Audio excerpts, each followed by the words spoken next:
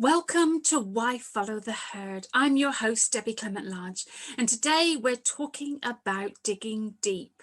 It is important sometimes to dig deep in order to get answers to why life is showing up the way that it is showing up.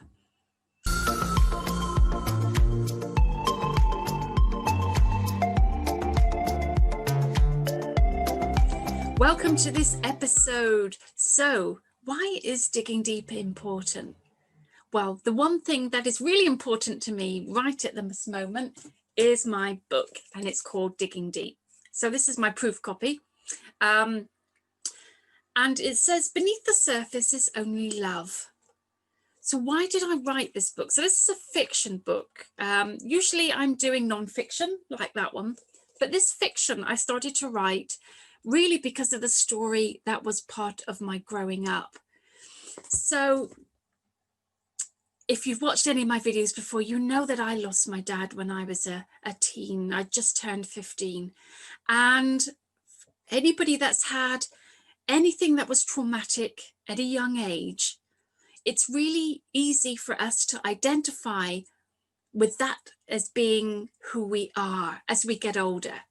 So I could identify as maybe being abandoned or being rejected, even though the person dying didn't want to die, that it can still feel an element of abandonment. And I can identify myself as being an abandoned person, or that I wasn't supported through that journey in the right way. And I can carry anger, I can carry resentment, and things can trigger me. Now, if you're like that, you may have experienced that type of thing too. And I know that I've got clients and people that I speak to have lost parents at a young age and experienced similar things. So let's talk a little bit about why it is important to understand why these feelings need healing. That we don't want to just hold them like in a pressure cooker, and every so often something will set them off and off they'll go again. So if you imagine that I've got a circle, okay, a nice circle here, and in the middle are two lines, so it's cut into three, so there's an overarching and a space in the middle. So if I'm talking about an individual person, that top bit of the circle is our thoughts, our consciousness, our awareness. That middle piece is around our feelings, our subconscious. You know, our body works on subconscious all the time. Our heartbeats, we don't have to think about it. And we have certain reactions and triggers and emotions that are all fired off for, well, we don't always know why, but there is a why underneath. So that's the middle part, is our emotions, our feelings, our subconscious. And underneath the very bottom bit of the circle is what is showing up in life, the things that we're manifesting, why things are the way they are.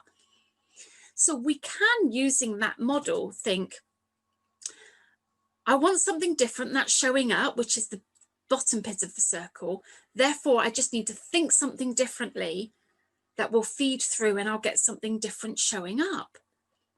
But if we have a thought of, say, being wealthy, whatever wealth means to you, I want to generate £1 million this year, or whatever it is that feels right for you. Okay.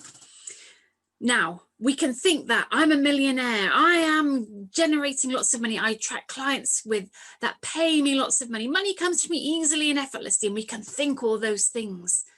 But if we have in that middle section a feeling, a subconscious belief that we're unworthy, that we're not deserving, that we can't have it for whatever reason, maybe we've heard that as we were growing up, that our family would never amount to anything, that wealth was for other people. And subconsciously in our mind, that's embedded, and our feelings act on that basis. So the stronger thing is not our thoughts, not the thoughts of I attract wealth, but the feeling of not being worthy, not being deserving of that amount of money. So what shows up? is a lack of money, a lack of financial abundance. So the key is not to change our consciousness, but to use our consciousness to change our subconscious, to change our feelings, to change our emotions, to understand what is going on in that middle layer, becoming more conscious of why we're triggering, how things are showing up.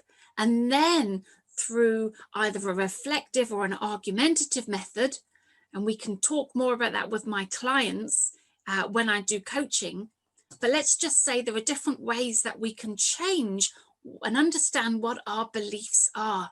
And once we change those beliefs, once we are in alignment with what it is that we're thinking about, we bring about into our manifestation, into our awareness, into our physicalness, what it is that we're wanting.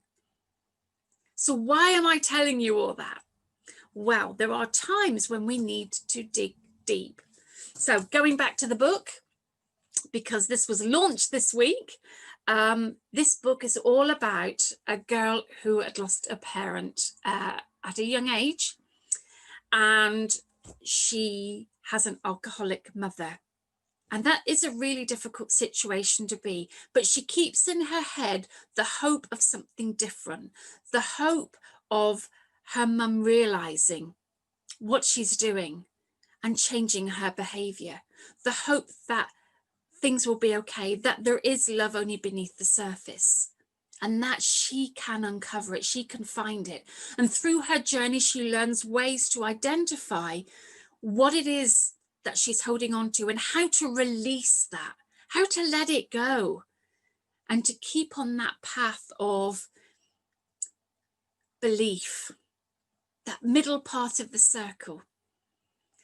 So this book is a really great book, not only for young adults, because it is written for young adults, but it's a really great book for understanding how we can change, how really we have the power. Now, it's done in a subtle way. You wouldn't know that this is a personal development fiction, but it kind of is, because it's about releasing and having that expectation, that knowing, that real belief that a certain outcome will happen. And because it is held with that place, with such conviction, that belief, and because she's willing to understand and let go of those feelings which are getting in her way, what she wants comes about. So very kindly, a great author, Steve Vogt, who wrote The Dreamworker's Child, he wrote The Web of Fire, The Starlight Conspiracy for Faber and Faber, said, "I thought it was absolutely gripping and a real page turner. I think you've got a strong story here, a compelling voice, and the writing is terrific." Well, just knowing somebody has enjoyed what I've written is fantastic. So you can find it on Amazon if you are interested or want to heal the young adult in you, or if this would be really great for a young carer or a young adult that is maybe struggling and wanting to know what steps you can take, because we've all got a young adult within us. We've all got that bit of personality within us that may still be playing out in our adulthood. So even as an adult, reading this type of book is really great for helping us to understand who we are and how maybe we can change what is showing up. So you can find out more about the book. It's on Amazon now. I'm sure it will be on other sites too very shortly. It's only just out. So thank you for sharing this time with you.